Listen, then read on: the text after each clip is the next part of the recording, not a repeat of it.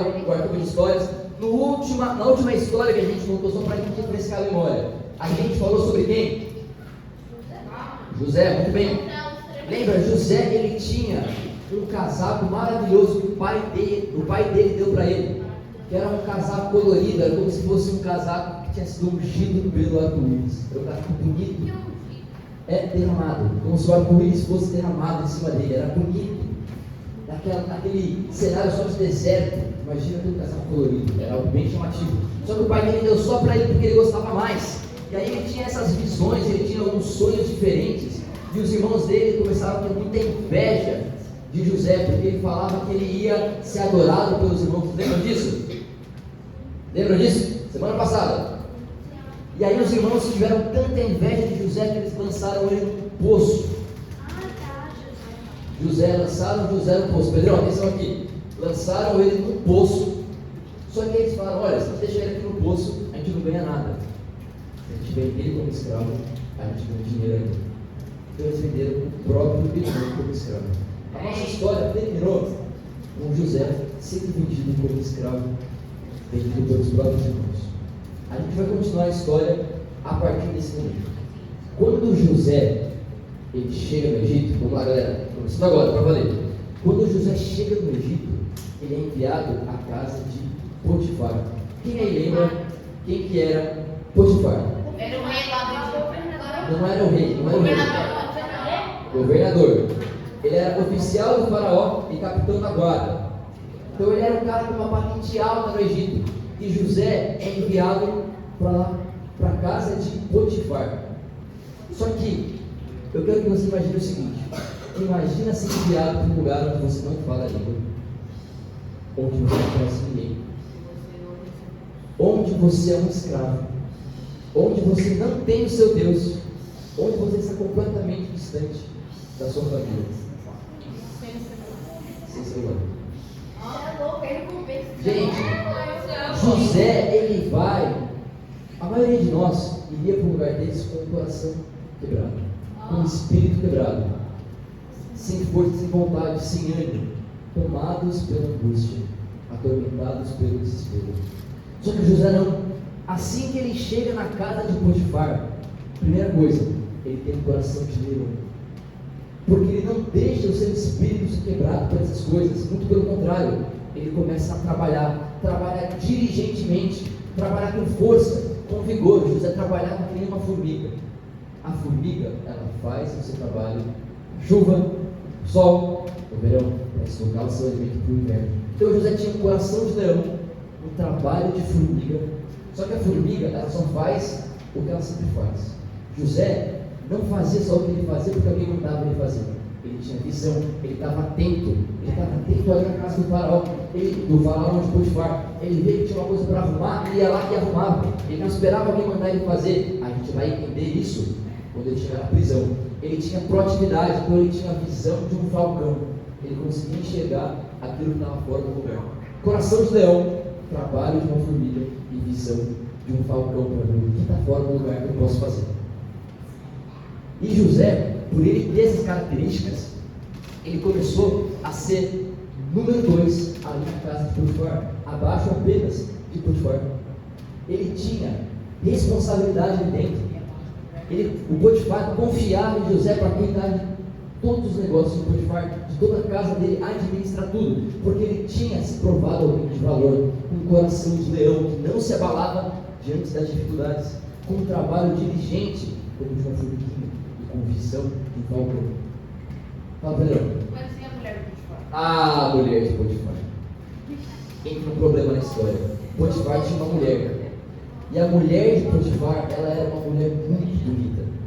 A Bíblia geralmente ela não nos descreve muito os personagens. A gente não sabe muito, por exemplo, sobre como era Adão. Como é que era Adão?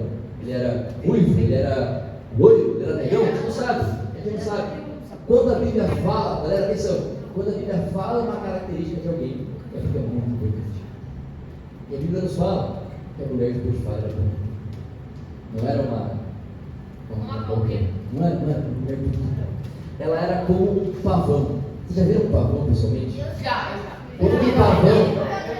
Quando o pavão quer conquistar a sua parceira, como é que ele faz? Ele Ele abre as suas penas. As penas do pavão, que são coloridas, são bonitas, elas chamam a atenção. A mulher de Potifar, ela era bonita como um pavão, chamando a atenção ali de José. E ela começa a convidar José para se deitar com ela em relações com ela. No coração desse pavão, no coração da mulher de Potifar, havia veneno. Ela era astuta e esperta como uma serpente. E ela começa a convidar José para se deitar com ela. Não foi uma vez, não foi 2 vezes, não foram 5 vezes. A Bíblia diz que dia após dia ela convidava José a se deitar com ela. Ela tentava José da mesma forma que a serpente tentava a mulher. Lembra disso? Que a serpente vem com palavras astutas e sábias, manipulando a mulher. Então a mulher de Potifar é parecida com a serpente nesse sentido. Ela vinha para tentar fazer José cair. E José, dia após dia, falava não. Ela vinha com a sua sutileza, com as suas palavras envenenadas. José falava não. Ela vinha com as suas plumas de pavão, tentando seduzir José, e ele falava não. Eu não posso pecar contra o meu chefe e contra o meu Deus. Só que chega um dia que a mulher de Potifar não tem mais ninguém na casa, só ela e José. E aí ela vai e ela se entrega a José e ela fala, vamos, deite-se comigo. E ele fala, não posso fazer isso, eu não posso errar contra o meu patrão e contra o meu Deus. E aí ela vai lá e pega o manto de José, pega a roupa dela, pega a roupa dele para tentar deixar ele ali nu, pelado. E o que ele faz? Ele foge sem roupa e deixa a roupa na mão dela, ele não está nem aí, ele só foge. Ele foge ali dessa serpente astuta. Só que aí, quando ela está com o manto de José na mão, ela grita, ei! José tentou ter relações comigo. José tentou me levar para a cama. José tentou me possuir. E ela fala isso para os servos da casa.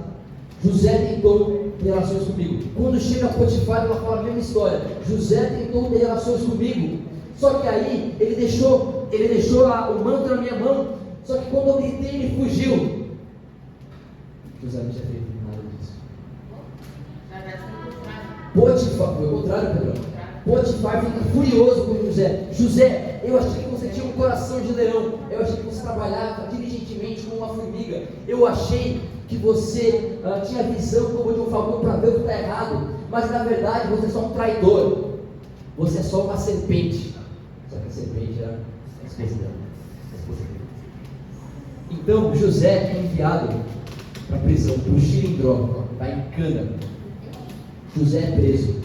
Então, gente, vamos recapitular a história de José, lembra? Ele foi para uma terra que ele não falava a língua, onde era um Deus que não era o Deus dele, longe da família dele, sem conhecer ninguém. E agora ele está preso. Só que, vamos lembrar, como que a gente agiria diante disso? Talvez a gente se entregasse no desespero, talvez a gente se entregasse na tristeza. Mas José permaneceu com seu coração firme. A Bíblia diz que José começou a perceber que tinha coisas fora do lugar, aí na prisão, e ele começou a se colocar como solucionador desses problemas. Então ele limpava aquilo que estava sujo, ele começava a organizar aquilo que estava fora do lugar, ele cuidava daqueles presos que eram o pior tipo de gente presa, gente bandida. Ele começava a ter atenção e cuidar dessa galera, e a Bíblia diz que ele foi colocado como o assistente do carcereiro. É o cara que cuida da prisão. Ele não é um preso, ele é o guarda da prisão. O guarda da prisão, por ver o trabalho diligente de José, o seu coração de leão que não se quebranta diante das dificuldades, e a sua visão de falcão pronta para entender aquilo que está errado, ele vê isso e ele coloca ele como seu braço direito. E José começa a cuidar de todos os problemas ali da prisão. Chega um dia que chegam 2 homens ali para a prisão: um padeiro e um copeiro. Quem sabe o que é um copeiro? Servia o quê? Servia vinho ao rei. O copeiro é aquele que serve o vinho para o rei. E chegam os 2 e eles falam o seguinte: cara, eu tive um sonho muito doido, eu tive um sonho maluco, e isso está me atormentando, eu não consigo dormir. Os 2 falam isso para José. E José, por ser um homem muito sábio, ele fala assim: conte-me o sonho. Eles perguntam: mas você pode interpretar? Você fala, pô, eu não veio de mim, mas veio do Senhor. Lembra que José já tinha um histórico de ter sonhos meio proféticos? Lembra da lição anterior? Então, se você abrir em Gênesis 40, a gente vai ler quais foram os sonhos do copeiro e do padeiro. Página não, Gênesis capítulo 40. Primeiro livro. Isso, primeiro livro da Bíblia. Vamos lá, 49. Gênesis capítulo 40, versículo 9. Todo mundo achou? Eu achei. Boa, eu vou ler aqui então. Gênesis capítulo 40, versículo 9. Então o chefe dos copeiros contou o seu sonho a José. Em meu sonho vi diante de mim uma videira com 3 ramos. Ela brotou, floresceu, deu uvas que amadureciam em cachos. A taça do faraó estava em minhas mãos.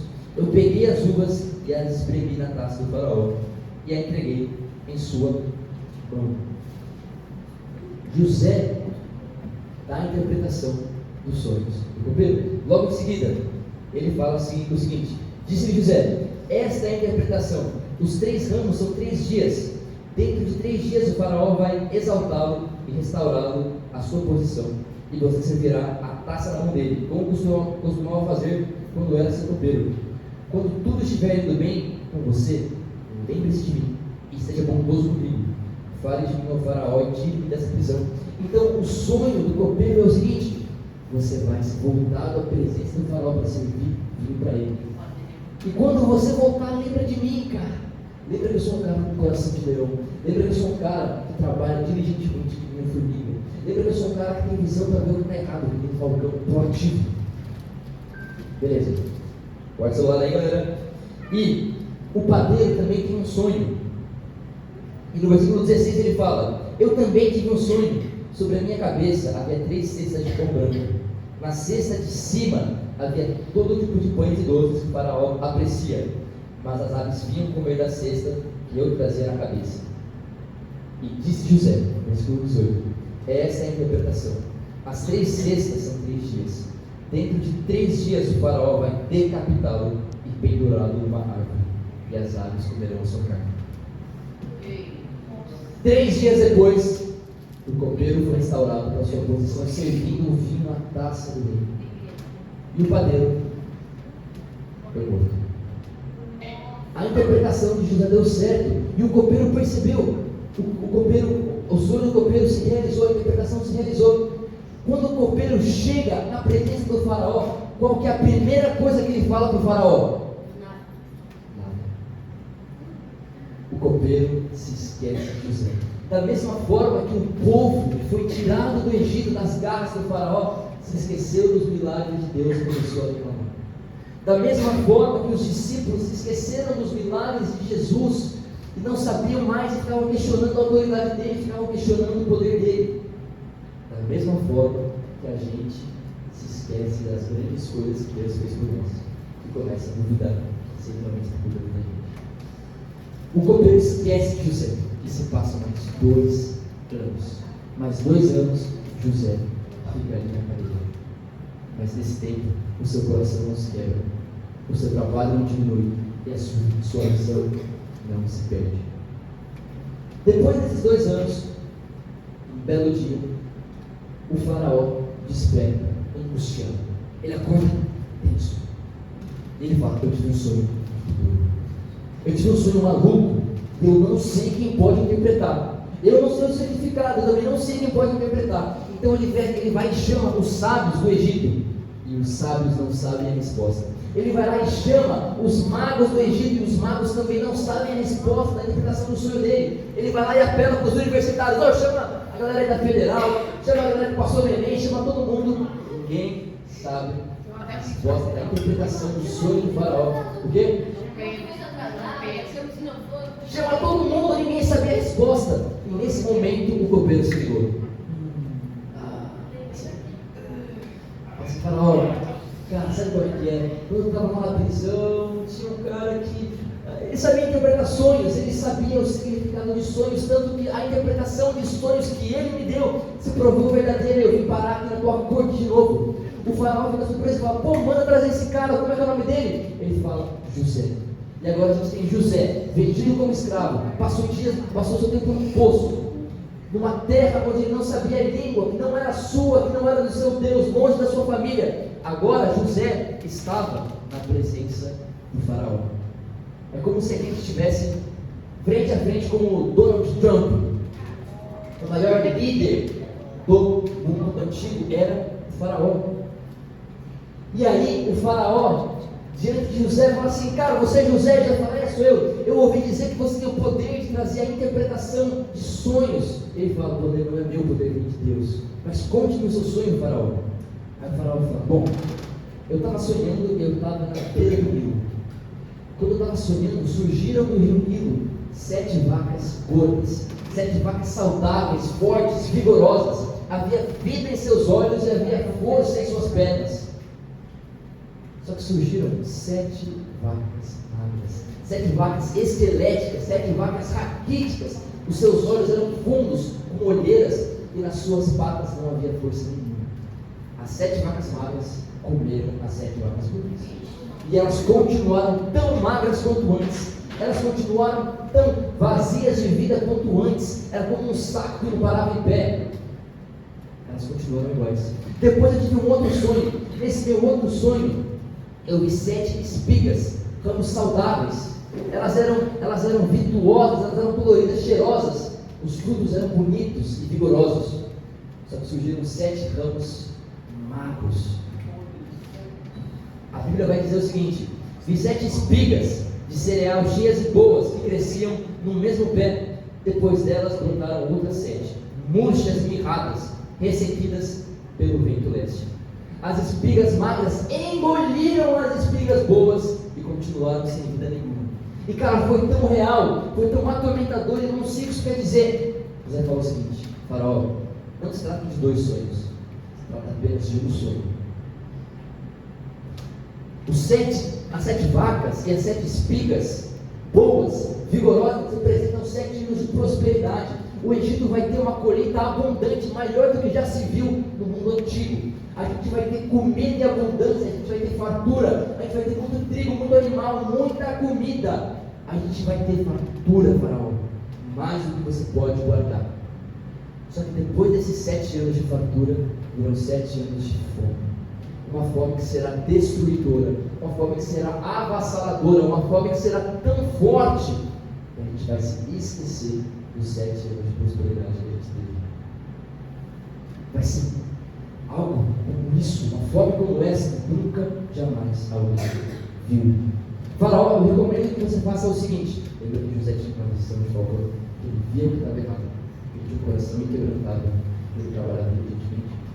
Com a sua visão de favor, ele fala o seguinte: faraó, eu recomendo que você comece a taxar de imposto 1/5 dos egípcios. Pega 1/5 do que eles produzem. 1/5 é o quanto? É quanto, amor? 20%.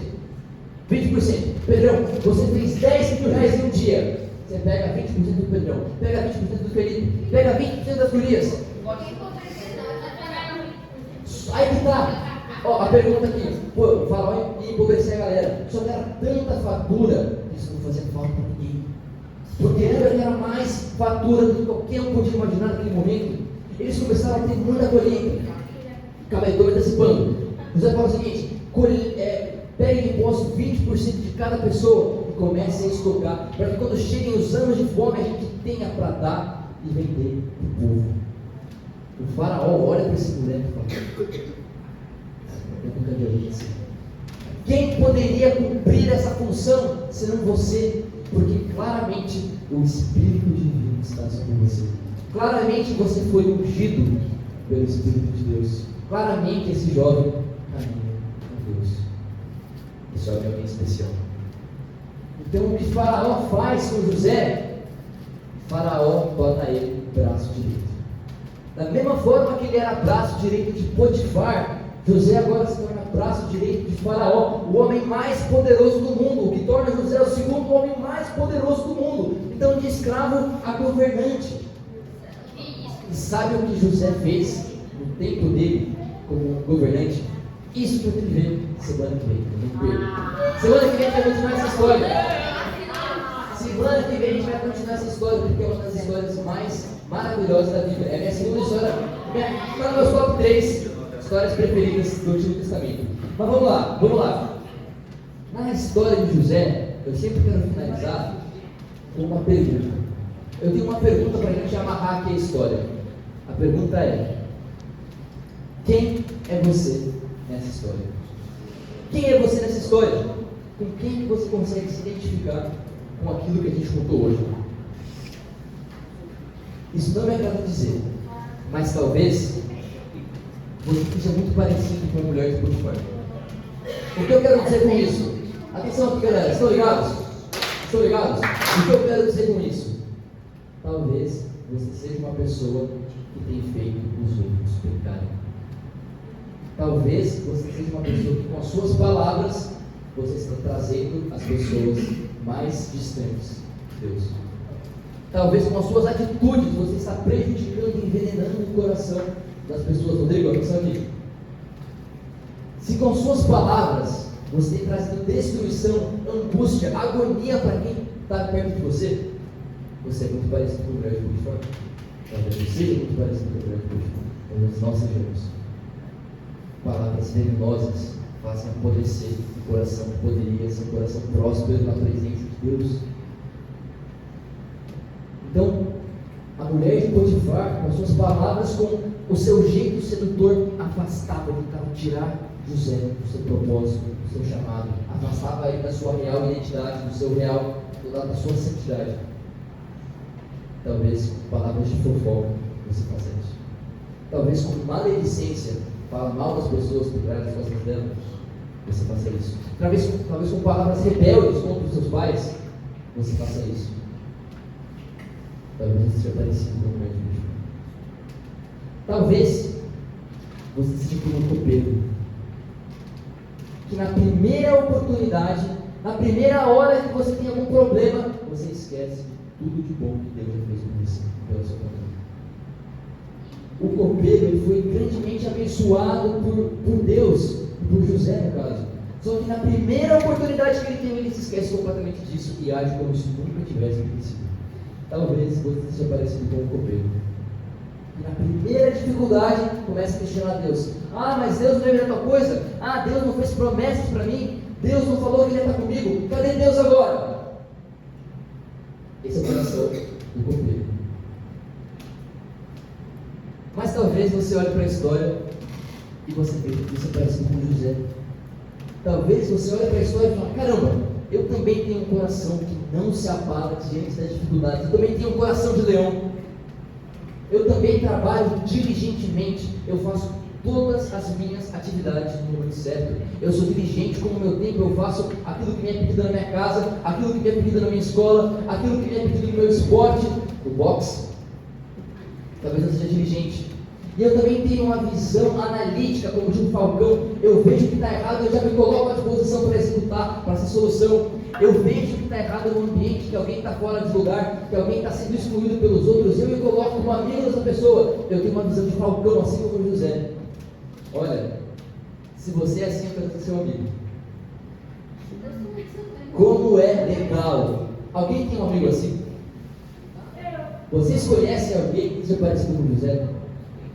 Vocês conhecem? Vocês conseguem pensar, homens e mulheres que conhecem, que têm esse coração forte, a diligência de trabalho e a visão para ver o que está errado.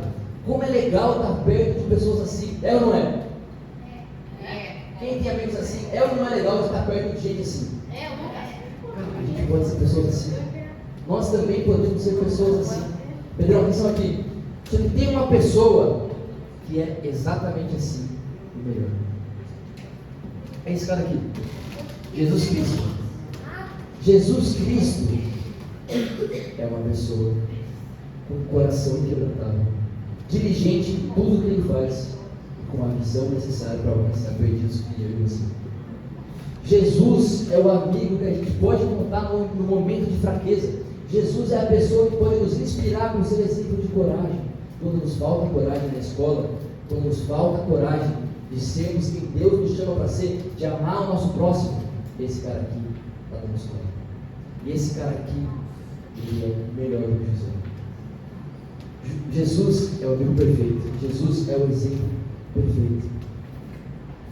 Então, para te dizer, se você olha para essa história e você vê que o seu coração está parecido com o coração da esposa de Potifar, coração criminoso, olhe para Cristo. Olhe para Cristo. Porque as palavras de Jesus são boas. As palavras de Jesus trazem cura. As palavras de Jesus trazem vida. E Ele pode trazer vida para o teu coração criminoso. Se você olha para essa história e você vê que você é parecido com o copeiro que se esquece de Deus no primeiro momento que ele é afastado, que ele passa por alguma dificuldade ou que ele se afasta de Deus, olhe para Jesus. Porque Jesus, quando estava no Calvário, Jesus, quando estava na cruz, nem ali ele se esquece de Deus. Nem ali ele acha, ele fala na cruz: Deus meu, por que me abandonaste? Só que no momento inteiro ele está com o coração disposto para servir a Deus. Nos últimos momentos dele, mesmo sendo condenado pelos nossos pecados, mesmo pagando o preço do seu pecado e do meu pecado, ele está ali disponível, em unidade com Deus. Então, o que eu tenho para te dizer, para a gente finalizar, é o seguinte: Jesus Cristo pagou pelos nossos pecados, pelos nossos maus pensamentos, pelas nossas atitudes, por aquilo que a gente faz de errado. Ele já pagou por isso. E Ele ressuscitou. Isso significa que Ele chama a gente para participar da ressurreição dEle. E participar da ressurreição dEle significa eu e você sermos como José. Porque José é um personagem impecável na Bíblia. Ele nos convida a termos um coração de leão, um coração que não teme as dificuldades, um coração que é inquebrantável diante do mundo, que não se acovarda diante dos desafios. Ele nos chama a trabalhar diligentemente, usar o nosso tempo de forma sábia e sermos proativos, termos uma visão para aquilo que está errado. Só que só pode ter esse tipo de coração, esse tipo de atitude que se entrega ao Senhor Jesus. Porque a nossa velha natureza é como a mulher de Potifar, é como o copeiro que se esquece de Deus, rebelde contra Deus. Mas Jesus nos chama para viver uma vida abundante, uma vida de alegria, uma vida sem sofrimentos, mas de sofrimentos ao lado de Jesus. Essa é a nossa história de hoje, a história de José, o estrangeiro, se tornou José, o governante. Antes da gente terminar, eu quero chamar o pastor Luciano aqui, porque ele tem uma palavra para a gente. E pastor, a palavra é contigo.